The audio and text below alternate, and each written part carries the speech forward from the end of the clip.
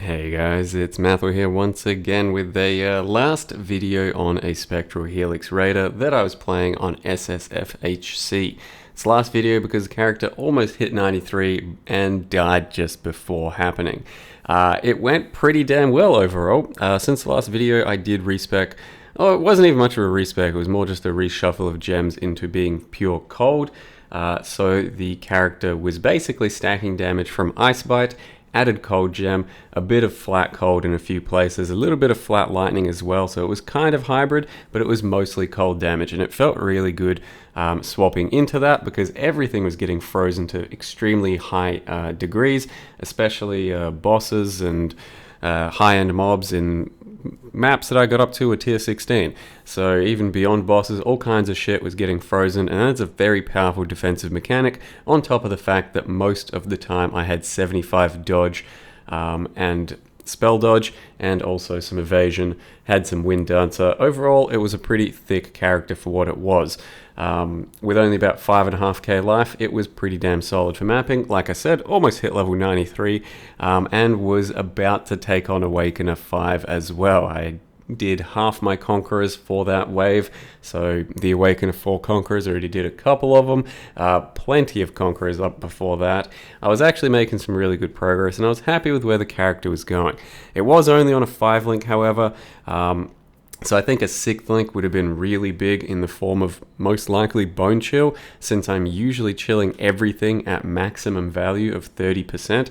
Bone Chill would have been a 30% increase damage taken multiplier there to most enemies, as well as 15% more damage. So that is a very powerful support gem. So a 6th link would have been pretty big. Alternatively, we could have gone a bit more into a lightning cold hybrid and then used Trinity as a 6th link as well. But that would have been entirely up to the claw I had. I did have a claw that had a lot of lightning and a lot of cold. With some attack speed, it just needed some crit on it, but I never found an Annul Orb to give it a shot with that. But this playstyle, this type of build, like I just then went over with that sort of cold or lightning attempt, is actually pretty solid. I'm very happy with how Spectral Helix performed. I personally enjoyed it as a skill, though I can see how it would be very polarizing for some people. It's not the biggest on clear speed because you have to dive in to an enemy pack, start using Helix, it'll slowly travel out, kill the first few things, and eventually kill the rest of the pack. So if you just keep moving from pack to pack, then eventually things will definitely fall over. But it's not going to be instant. You can otherwise just use some other skills in the build, Lightning Strike, Frost Blades. That should work as well. But I liked Helix and I was enjoying where the character was going, and I played it quite a lot, like 8 to 10 hours a day for almost a week. And it was really powerful for these types of situations. So harvest, strong boxes, things that you could really pre-fire onto. And then when everything just spawns, it's basically insta-frozen, and it's pretty damn safe. Up until it's not. Because we are a raider, it is still, eventually you're going to get hit, and sometimes that's fine, you can recover. We have very powerful defense mechanic with life gain on hit from the claws, so when you're hitting a lot of things, you basically bounce straight back up to full life, and the single target wasn't too bad as well. Like I said, it's all just on a 5 link, and I was building it kind of as SSFHC as I could, but it was still pretty decent single target. And then we had the Vile Double Strike as additional burst, and that was a little bit of extra damage. Honestly, it wasn't that much in the end, but it definitely helped a little, and also like just some taking the pressure off against certain things like Betrayal, as you would have seen earlier in the video. So the single target really wasn't amazing, but it was definitely solid enough, and it got me through the game up till now. And I was really looking forward to trying myself against Awakener, but everything's fine until it isn't, is basically how a raider with a lot of dodge happens, and this is when everything was no longer fine. I thought I was completely fine because I'd taken on a lot of these before, but split-second vulnerability came up. I looked up in the top left corner, I saw vulnerability, I tried to press my flask, I didn't press it fast enough, and I got barrel rolled by a few things. So that's just how it goes. I would have Love to have at least tried Awaken it, but I was very happy with how the character went. I'm probably going to just dick around with one more character that's very soft core based, but still trying to go a bit more HC on it since I found a few items. But real quick, let me show you how the character panned out and how you might be able to copy it. So here we are, level 92. Like I said, I was about to hit 93. So it was going pretty well. It's called Lamau, no logouts for you. Ended up being a raider, and it was based around, like I said, Ice Bite and added cold. So with Nightblade, it's really quite powerful, getting the extra crit and crit multi and the elusive up just about all of the time. So it felt really good having a claw that was just basically a stat stick. So it gave crit, attack speed, and a little bit of multi. Small amounts of lightning and cold, but it was enough lightning combined with my amulet that it was substantial enough to shock most things I was attacking. Ideally, I think you do balance your lightning and cold with a claw that does quite a bit more lightning, for example, and then have more of a Trinity-based setup. So you're basically max chilling, just about max shocking most of the time, and there's more possibility for scaling with your 6-link. But this is the best I could do for a claw, and it just helped to deliver the damage from my Ice Bite and my added cold. I did go into the frenzy side of things so that Ice Bite could be very good. Also had a lot of extra evasion and attack speed from that. Otherwise, the passive tree is basically as refined as I could have made it for HCSSF. So we did get some proj speed down here. I did end up speccing into this proj speed as well. More proj speed does help your character feel just a bit better on clear with this skill. I ended up going for point blank once again, just so that single target felt a bit better, but the clear feels a bit worse. Doesn't matter. I think it's worth it for the clear, for the single target, sorry.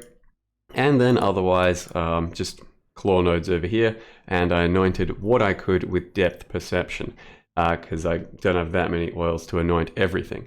Otherwise, I did also get ailment immunity, so using 10% chance here, the extra 5% there, Raider's base, the 20 over here, and a shield that you can craft a bit of extra ailment avoid. I was immune to ailments, and it's pretty damn powerful to have because it means that you can start running over shocked and shield ground without getting affected.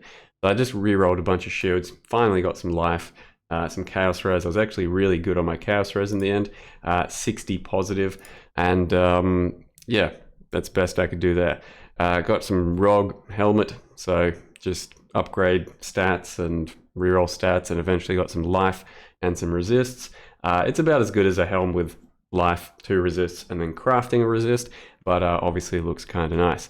Used a Death's Rush just so I could have Onslaught up all of the time, on kill that is, but I was also using a Flask that had increased duration so that for boss fights I could, once this thing's divined, you could have roughly 15 to 20 seconds of Onslaught during a boss fight, which is pretty sweet.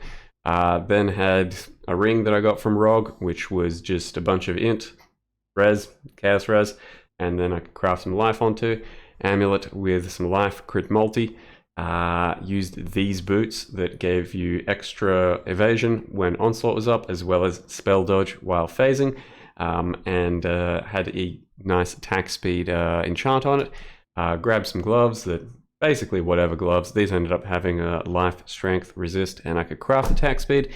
Then grabbed a belt and I rerolled a lot of belts, and the best one that I managed to do, even with catalyst quality, was a bit of life, strength, and LE damage with attacks. I then exalted on the projectile attack damage modifier.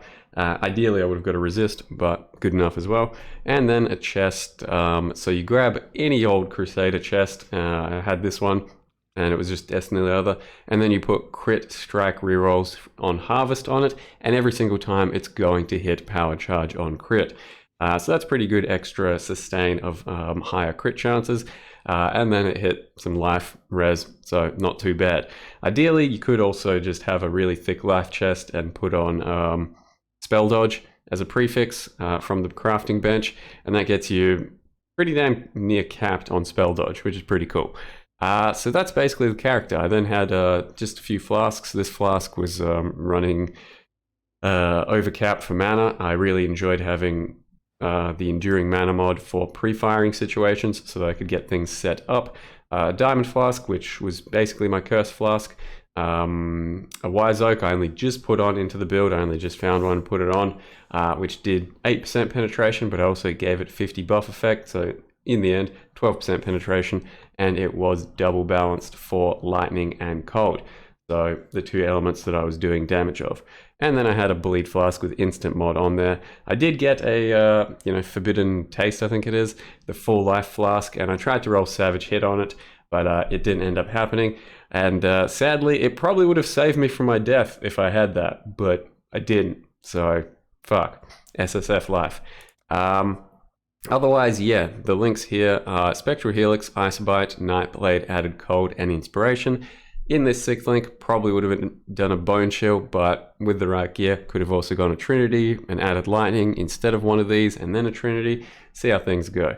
Wailing Blades, Fortify, Life Tap, Faster Attacks, Double Strike, Ice-Bite, Added Cold, Nightblade, Ancestral Protector over here, Second Wind attached to Flame Dash, Precision, Hatred, Steel Skin, Blood Rage, and I was using Herald of Ice as my other reservation, and then Ambush, which I used to close gaps and reset my positioning right on top of the mob with Helix, Stone Golem, and Assassin Mark, which I manually casted on some single targets. Overall, I think that's all I've got to say about the character. Loved playing it. HCSSF, what a pain in the ass, but I think I made the most of it, and I might still be just messing around with one more character because I found a Voltaxic, I found a Badge of the Brotherhood, I want to try some Voltaxic Burst. I don't quite have enough of everything I need on HCSSF, but I'm going to give it a go with some like cast on crit, occultist shit, maybe. And then maybe just move on to a regular fun core again, because I do miss having fun. More fun. I've had a lot of fun here. I have thoroughly enjoyed playing the game at the moment, even though it's SSFHC, but I could have had more fun, right? Anyway, hope you guys enjoyed the character and my progression so far. Thank you very much for watching, and see you next time.